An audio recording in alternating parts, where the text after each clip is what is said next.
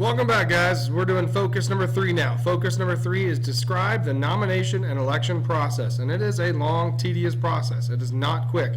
The great part is we're actively doing this in our classroom, but 2, we're actively seeing this live in front of us. So let's talk about the process that we're seeing and what it all entails. So again, we're talking about the presidential election process, and the first step is step 1. It's the organization and planning.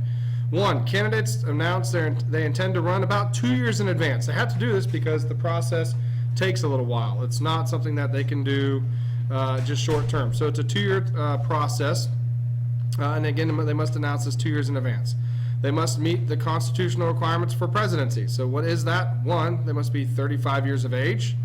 They must be a natural-born citizen. And they must be a resident of the United States for at least 14 years. So natural-born citizen, that does mean that they can be born in another country as long as they're both their parents or one of their parents was a U.S. citizen, but they cannot have come from that country and applied for citizen and become a citizen and done this.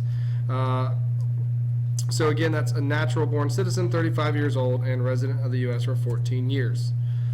So step 2 in the process are the state caucuses and the primaries. So as I mentioned, step 2, the state caucuses and primaries. The caucus are small meetings where people come together to select their delegates.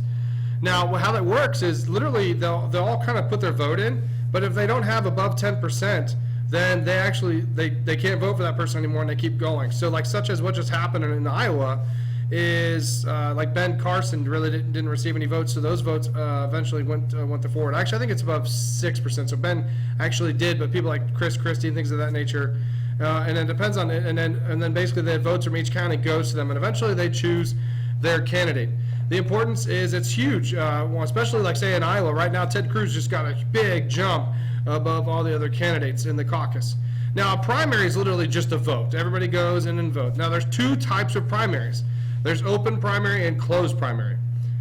An open primary is when anybody from the state can vote for either candidate. So a Republican could vote for Hillary Clinton and could vote for Donald Trump.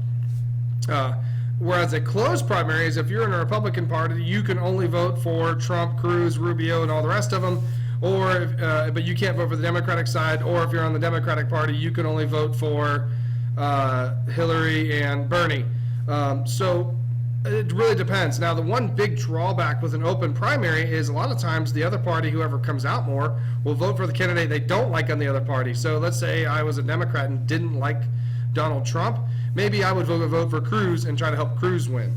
And so that's one negative when it comes to that. Florida would be a closed primary, and I'll be honest, I have to research what Georgia is. Matter of fact, for extra points, bring it to me and let me know what is Georgia. Is it an open primary or a closed primary state? Step 3.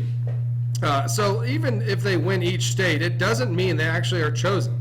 The actual person chosen will be chosen at the presidential nomination, or the party nomination. So win a nomination at the convention. Now, normally they're going to decide whoever's won most states, but they don't have to. During the summer, though, so it'd actually be this summer for us, we'll have an election year. The parties will hold a nominating convention to select their official candidates for presidency and also vice presidency. Again, normally they side with the caucuses and they side with the primaries and they see who's won, but they don't have to, and they don't always do that. And sometimes that can rub different groups wrong.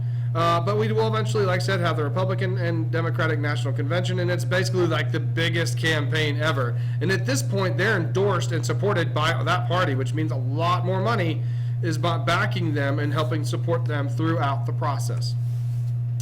So step 4, we also have to now campaign. We have to run for presidency. So now we have our 2 candidates. We know who's running, and at this point, it'll be, of course, the non-stop commercials and advertisements, as you will see. And it literally this next fall, we're all going to be sick and tired of commercials for whomever wins either party. And of course, the biggest thing is trying to convince swing states. Swing states are the states that are split, such as Florida is split Republican and Democrat, and so it could go either way. Georgia is a pure Republican state. California, pure Democrat state. Though every once in a blue moon, you'll find a candidate that might swing them. In general, you're looking at states like Ohio, Pennsylvania, New York, Florida, and whoever can win those states will tend to win the election. Step 5, the actual general election, which is held on the first Tuesday after the first Monday in November. So all registered voters will go out and vote during this time. And this is actually the most ever votes will ever occur during a voting time during the actual presidential election time, which is sad. It should be in all elections, but it is what it is. So at this point, every state votes at the same time, and of course we will have now decided our victor. But they don't actually win if they only win the general election, because we have what's called an electoral college. The electoral college system is a very convoluted system, and we're going to go into more detail in class about this, but let me kind of explain this. 1, it's an institution of people that officially elect the president. The people don't actually elect the president. The popular vote does not. It just influences the electoral college. Each state has a set amount of electoral votes. So and how it works out is it equals the number of state representatives you have plus senators. As you can see on this page here, this actually was our last election. The state of Georgia has 16 electoral voters. Florida has 29, and you can see as you go through. So you need to win a total of 270 electoral votes in order to do so. So how do we do this? So every popular vote in each state, announces who they would vote. And so what happens, let's say in the state of Florida, we had Obama won at 49.7%, and Romney lost at 49.3%.